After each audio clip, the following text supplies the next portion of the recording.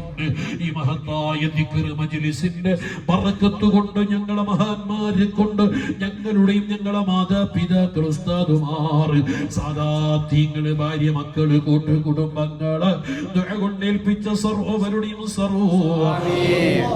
لهم شرفا لا شرفهم وفضلا لا فضلهم وكرامة لا كراماتهم لديك اللهم احسن مرادنا مراد آبائنا وأمهاتنا ومشايخنا واجتماعنا تهمله شفع على حب رماك وإن تفتمه ينفتي به فاصرف छोड़ फिक्र दुनिया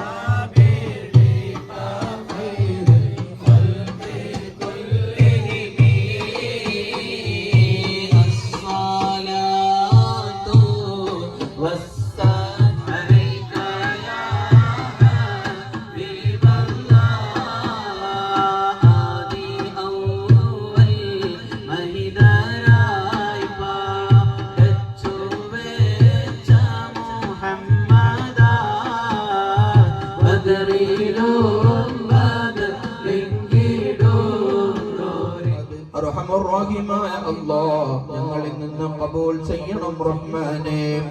അല്ലാഹുവേ, ഞങ്ങൾ ഓതിയത് പറഞ്ഞത് ഹബീബായ മുത്ത് മുഹമ്മദ് മുസ്തഫ സല്ലല്ലാഹു അലൈഹി വസല്ലം ഞങ്ങളുടെ ഹദറത്തിലേക്ക് നീ എത്തിക്കണേ അല്ലാഹ്. الفاتحة. أعوذ بالله من الشيطان الرجيم. بسم الله الرحمن الرحيم. الحمد لله رب العالمين الرحمن الرحيم مالك يوم الدين إياك نعبد وإياك وإياك نستعين എല്ലാവരും എത്തിച്ചേർന്ന് ഒരു നാടാക്കി മാറ്റിയെങ്കിലോ അതാണ് അള്ളാഹുവിന്റെ ഔലിയാക്കന്മാർ. ദുനിയാവിനെ തൊലാക്ക് ചെയ്തവരാണ്, ആഖിറത്തിലേക്ക് അടുത്തവരാണ്.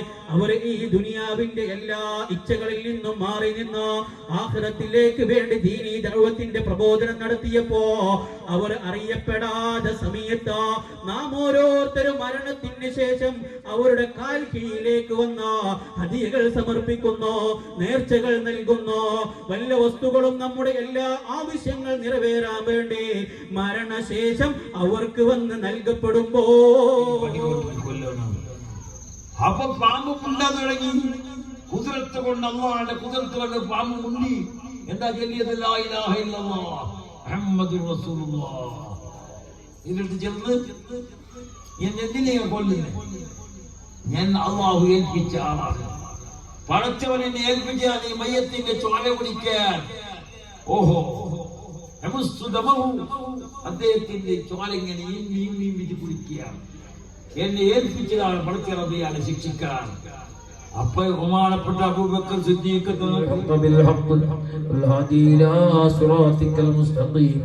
സല്ലല്ലാഹു അലൈഹി വആലിഹി വസഹ്ബിഹി ഹഖ ഖദരിഹി വമിഖ്ദാരിഹിൽ അളീം. റഹ്മാൻ റഹീം യാ അല്ലാഹ്, ഈ മജ്ലിസിൽ ആണുങ്ങളുണ്ട്, പെണ്ണുങ്ങളുണ്ട്, ഉസ്താദുമാരുണ്ട്, നേതാക്കന്മാരുണ്ട്. അല്ലാഹ്, അവരെ മനസ്സിലുള്ള എന്ത് ഉദ്ദേശമാണോ നീ അറിയുന്നവനാണ് റബ്ബേ. എല്ലാം നീ പൂർത്തിയാക്കി കൊടുക്കണം അല്ലാഹ്.